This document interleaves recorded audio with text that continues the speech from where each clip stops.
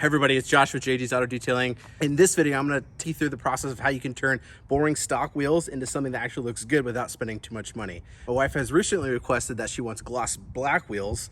We recently just got a Mazda CX-5 and the wheels on it are kind of boring, so she wants something a little bit better looking. So what I'm going to do is take you through step by step how to change the look of your wheels for a little bit of money and actually only an hour or two of your time. Why the fuck you lying? So let's get started. Alright guys, so the key with any plastic dipping project is prep. So here what I'm doing is I'm using an assortment of brushes and products to get the job done correctly. If you guys are interested in how to clean your wheels properly, please see my video. The link is in the description below. Alright, so what you're seeing here is all the plastic dipping products that you'll need to get this project done. You'll notice that I am using glossifier for this specific project, which is something additional that you might need. One tip that I love to use for plastic dipping is making sure that you leave your can soaking in some hot water for about 20 minutes. That allows the product to actually spray on more evenly and it gives you a better finish. Continuing on with the prep, here I am actually blowing all the water out of the cracks and crevices of the wheel. This is a really important step because Plasti Dip does not like water. It actually will affect the finish that you get. That being said, make sure that your wheel is 100% dry before moving on to the spraying process.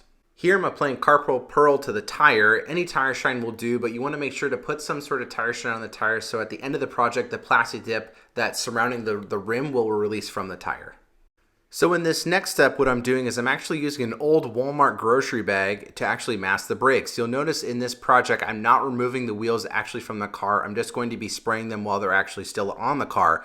The reason I like doing this is because it saves a ton of time and you don't have to worry about jacking the car up and moving all the wheels around and so forth. So I use usually a couple just basic Walmart or old grocery bags that we have lying around, and it does a great job. You just want to make sure that the masking system completely covers the brake rotor and the caliper so you don't get any resulting plastic dip on that.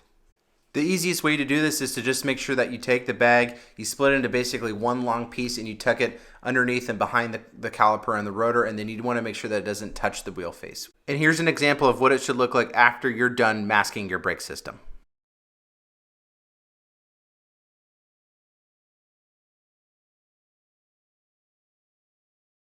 The next step in the plastic dipping process is actually prepping your wheel for spraying. So what I'm using is actually called pre-dip spray. It's from dipyourcar.com.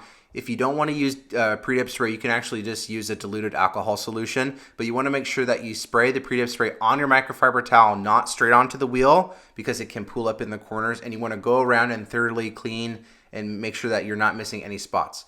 The reason I like to use this product is because it allows the Plasti Dip to really make sure it has a great bond versus just spraying it on right after you're cleaning your wheel. So you also want to make sure that you go right around the bead of the wheel just to make sure that the Plasti Dip properly sticks to the wheel. Alright guys, so it's finally time to spray. So with using just regular black Plasti Dip, you want to make sure to shake the can up really well before you spray it on the tire or the wheel. And you want to make sure that this first coat goes on about 50% coverage. So it's really, really light. And the reason you're doing this is so it allows the existing coats of Plasti Dip to get a better bond. Doing really thick coats at the beginning can lead to some drips and things like that.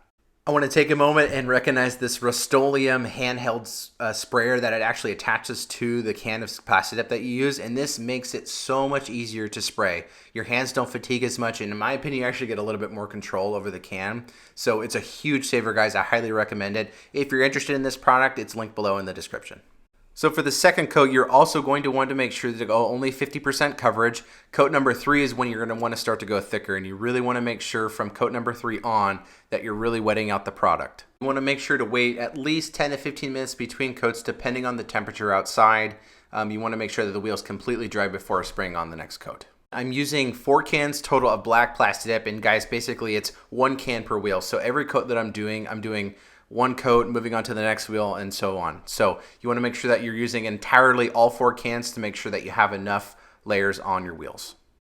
So if you want flat black wheels, you're done here. If you want them to be glossy, now it's time to apply the glossifier. Glossifier is a little bit different. It's a little bit thinner, so you want to make sure to, you want to put a tack coat down, 50% coverage, very light like I'm doing here. Next coat, you want to go a little bit heavier, and you want to make sure that the coat's completely wet out so that you have the glossiest finish possible. Just like the black Plasti Dip, I waited 10 to 15 minutes between each coat. You want to make sure that they're completely dry and then spray your second coat. In total, I used only 1 can of glossifier and I had 2 coats on each wheel. I think it came out great. It looks really glossy and amazing. All right, guys, and that's about it. So the wheel is dry. This is the look of the gloss. I think it looks amazing. Just a couple things to keep in mind. The project is not completely done yet. You need to let the Plasti Dip completely dry for about an hour. Then at that point, you can remove the masking bag and you want to take off the dip that's around the tire. And basically the tire strand that you would put on prior to dipping the tire or the wheel is going to allow you to get it off. If there is some that builds up on the end of the tire, you can just take it the next time you clean your wheel or clean your tire scrub brush, or get it off, or you can use a microfiber towel. Does not matter. So another thing to keep in mind is that this actually took me pretty much the good majority of the day.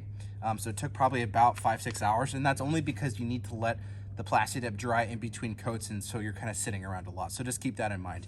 Another thing is that if you are planning on doing this project, make sure you're in, either it's a nice day like today for us here, or you have a covered area where there's not going to be any issues with temperature or moisture. Sometimes if it's too cold, Plasti Dip does not turn out very well. So, but yeah, that's the project. If you guys have any questions, please put them down in the comments and ask. I'd be more than happy to help you guys out. And if you want more content like this, please give it a like and consider subscribing to the channel. Now get outside and do some detailing. See you next time. Bye.